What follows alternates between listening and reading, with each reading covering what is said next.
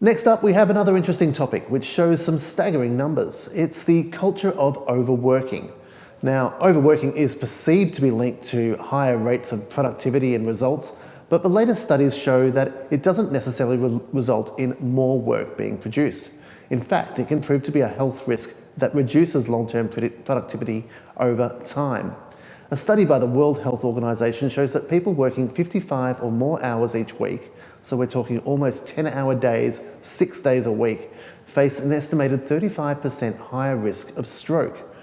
This culture of overwork is common in a lot of North Asian economies, Korea, Japan and China, and it's also common in some specific industries in Europe and the US. Carmen, do you see it also happening as much here in Southeast Asia? Well, definitely. I mean, Singapore is the most fatigued, workforce in the world, right? And, in more traditional countries like Indonesia or Thailand, where, you want to be seen, right? And not so much for your productivity, but you want to be seen to be working hard. I understand. I mean, the motivations for that. However, I think you and I know that it's really not sustainable.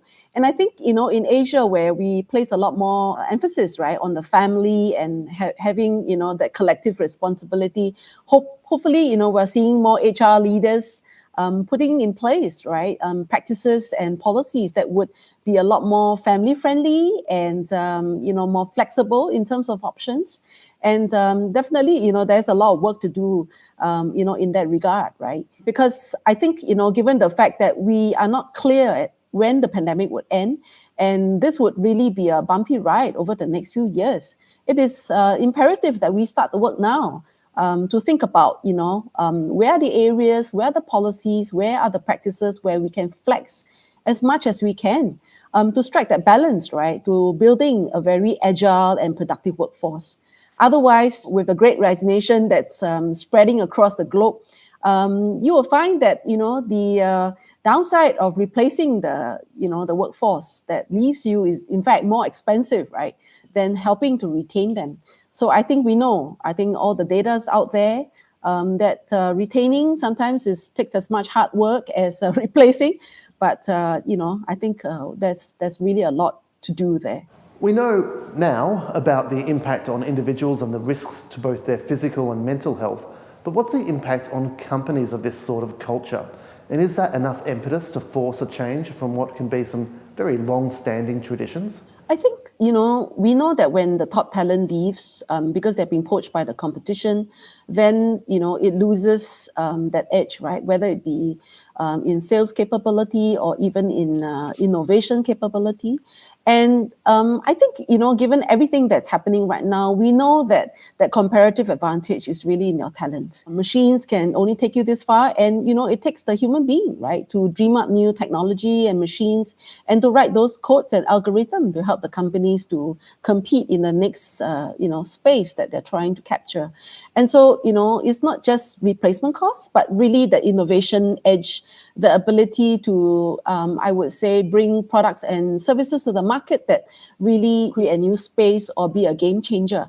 And I think, which company is not going through some form of transformation, right, in order to achieve those objectives. And I think that, it is really, the hard work really is building and retaining and continuing to protect that culture of innovation in the company. And it takes with how you treat your workforce and take care of them. I think, we cannot overemphasize the importance of leadership culture. And so, if we continue to build a leadership culture that's very open, human and authentic and transparent, then I think companies will go a long way in ensuring, right? Great companies are not built overnight, but there are certainly, consistent trends and threads as to why those companies are strong and successful. And how do you think HR leaders and teams can improve the situation, or at least keep pushing their companies in the right direction? Well, assuming that, you have a leadership that wants to, open to listening, right? I think at every level of the HR team and leadership, you should be discussing, right, what we can do better, what, we can really be thinking about to look after our people better, right? And the investments that need to go into having better practices, whether it be family policies or technologies to help, to relook at, how work is done. Because a lot of the stress, right, Paul, is really in around how work is done, right? And the leadership support or not, right? for flexibility. And so, building a culture is not overnight, but certainly there are steps that companies can take to initiate that conversation. And, hopefully we're having more courageous HR teams and leadership to have those conversations in a very open and authentic, transparent way with, their companies.